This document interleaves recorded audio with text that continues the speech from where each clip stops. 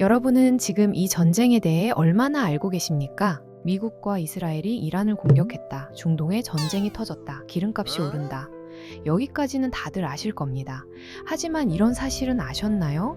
이란이 미사일을 쏘아 올리던 바로 그 순간 하늘 위에서 그 미사일을 요격한 것은 한국이 만든 무기였습니다. 두바이의 화려한 야경을 지킨 방패가 경북 구미의 한 공장에서 만들어진 천공2였다는 사실을요. 이란이 자국민의 인터넷을 완전히 끊어버렸을 때 테헤란 시민들이 목숨을 걸고 붙잡은 것은 일론 머스크의 스타링크였습니다. 그리고 이슬람 형제국 이란을 공격하는 이스라엘 전투기에게 사우디아라비아가 자국 영공을 열어줬다는 사실은요? 오늘 그날의 한국이 보여드릴 것은 메이저 언론이 의도적으로 빠뜨린 혹은 몰라서 놓친 이 전쟁의 진짜 구조입니다.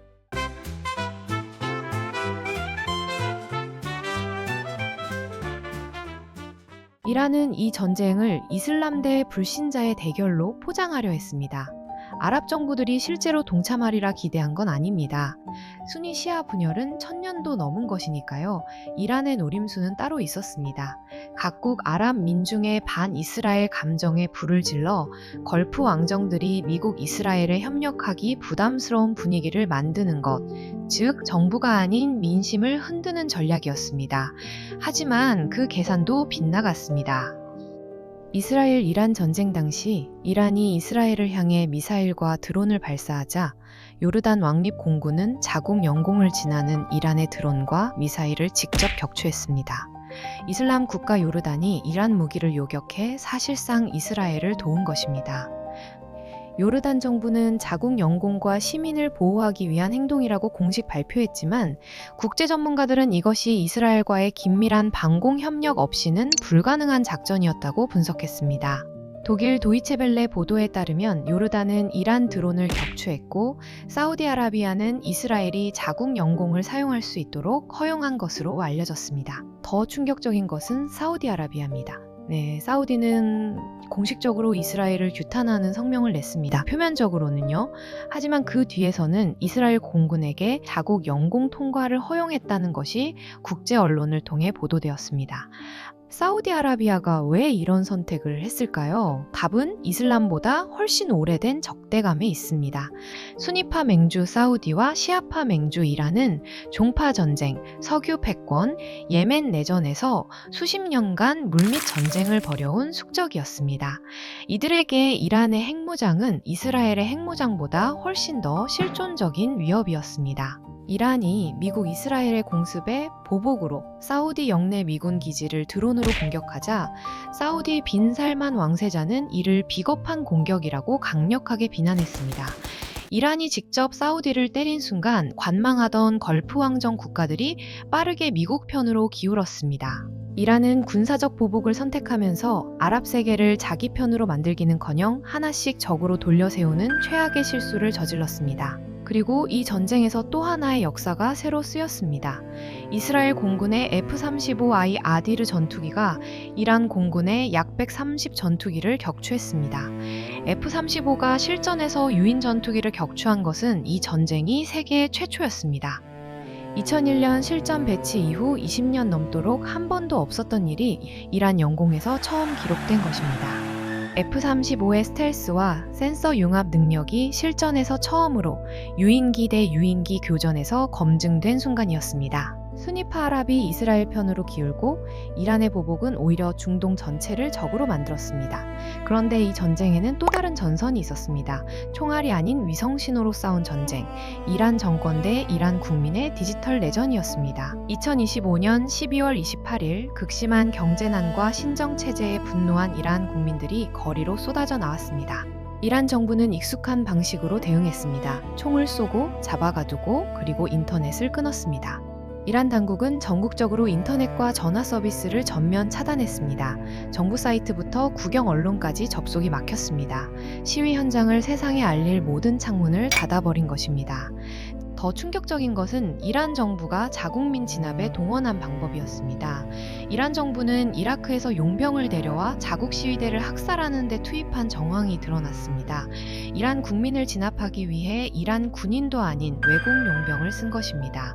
진압을 거부한 혁명 수비대원은 오히려 체포됐습니다.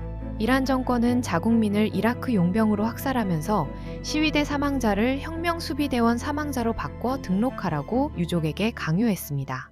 하지만 이란 정부가 예상하지 못한 변수가 있었습니다. 일론 머스크의 스타링크였습니다.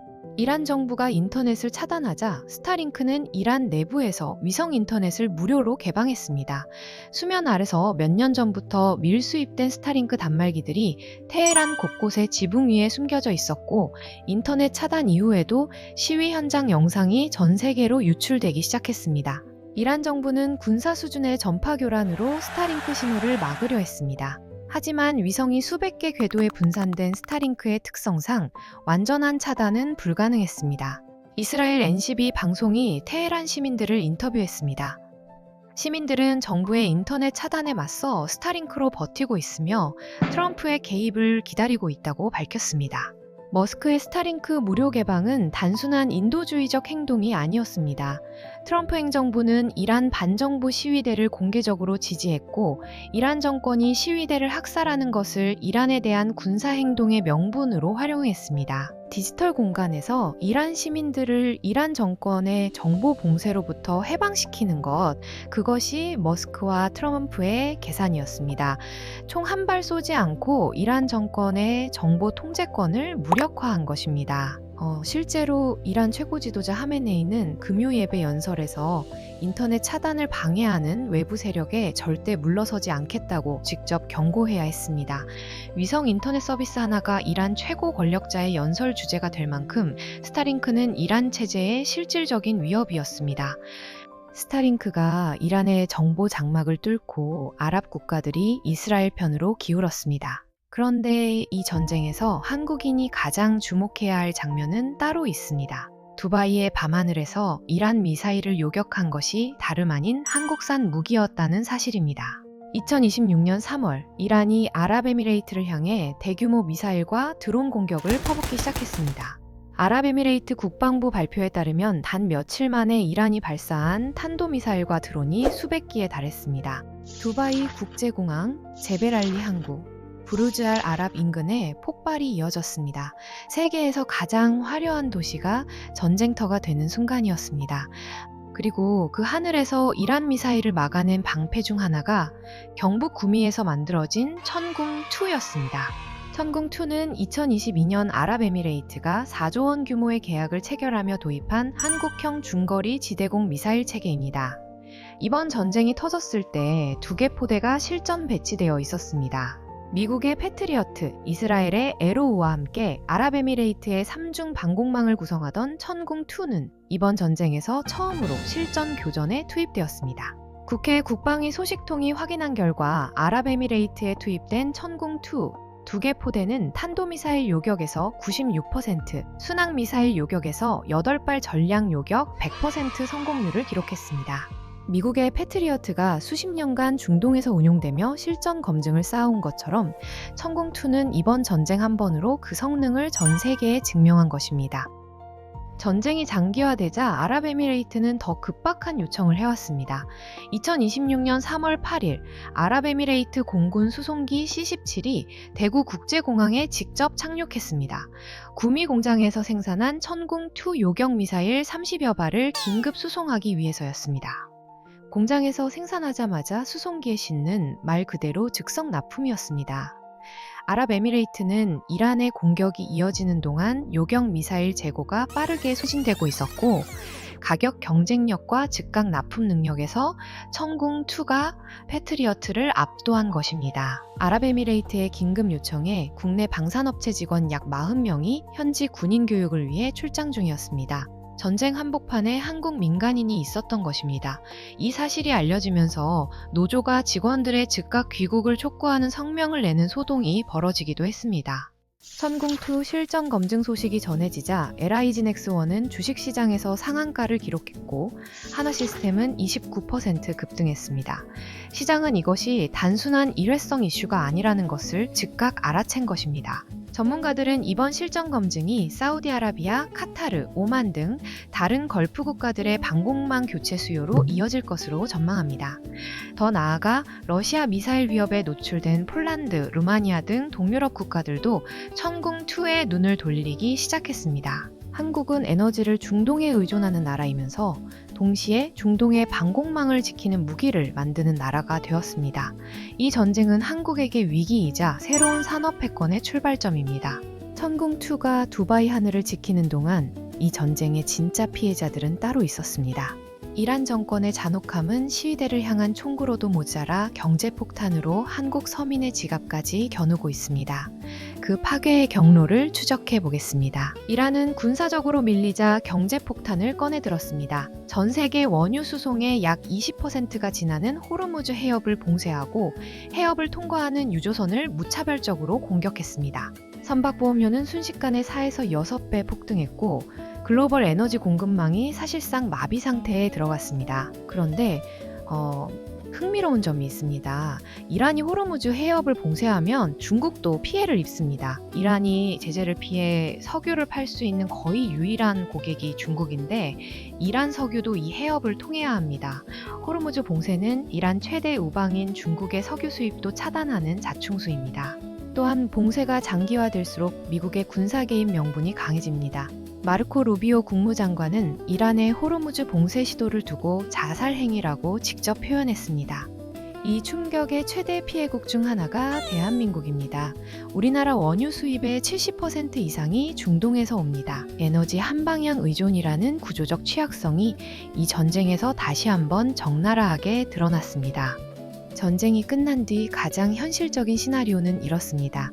이란의 핵 역량이 수십 년 후퇴한 상태에서 어느 쪽도 완전한 승리를 선언하지 않는 암묵적인 교전 중지. 하지만 이란 정권을 향한 내부의 압력은 전쟁이 끝난 뒤에도 계속될 것입니다. 더 중요한 것은 우리의 삶입니다. 지금 우리가 마트에서 체감하는 것은 시작에 불과합니다. 이 충격은 단계별로 우리 일상을 파고들 것입니다. 1단계, 지금 당장입니다. 쓰레기 봉투 대란이 그 시작이었죠. 쓰레기 봉투의 원료는 플라스틱이고 플라스틱의 원료는 나프타입니다. 나프타는 원유에서 추출합니다. 우리나라 나프타 수입의 77%가 중동산입니다. 2단계 한두 달 후입니다. 과자 봉지, 음료수 페트병, 배달 용기, 합성 섬유옷. 우리가 하루에 손대는 거의 모든 포장재가 나프타에서 나옵니다. 나프타 공급가는 이미 한 달 만에 20만 원 올랐고 전문가들은 플라스틱 제품 전반이 20에서 40% 오를 것으로 보고 있습니다. 3단계 서너 달 후입니다. OECD는 이미 한국 경제 성장률 전망을 낮추고 물가 상승률 전망은 올려잡았습니다. 물가가 잡히지 않으면 금리 인하는 없습니다. 변동금리 대출을 안고 계신 분들은 이자 부담이 예상보다 길어질 수 있습니다. 지금 할 수 있는 준비는 거창하지 않습니다. 사재기가 아닙니다. 변동금리 대출의 고정금리 전환을 검토하고 가계 지출에서 에너지 식품 비중이 오를 것을 감안해 여유 자금을 미리 확보해 두는 것. 이 전쟁이 끝나도 물가가 원래대로 돌아오는 데는 시간이 걸립니다. 전쟁보다 물가가 더 오래 남습니다. 핵심 연결고리를 정리하면 이렇습니다. 중동 전쟁이 터지면 유가가 폭등하고 유가 폭등은 물류비 상승으로 이어지고 물류비 상승은 소비자 물가 인상으로 이어지고 소비자 물가 인상은 금리 인상으로 이어지고 금리 인상은 한국 가계 이자 부담 급증으로 이어집니다. 지구 반대편 전쟁이 내 대출 이자에 직접 연결되는 것입니다. 하지만 이 위기는 역설적으로 한국에게 구조전환의 기회이기도 합니다. 에너지 의존 구조를 바꾸는 것, 천궁2가 증명한 방산 역량을 새로운 수출 동력으로 키우는 것, 그리고 이 전쟁이 재편할 중동 재건 시장에서 기회를 찾는 것입니다. 오늘 영상이 도움이 되셨다면 구독과 좋아요 부탁드립니다. 시청해주셔서 감사합니다.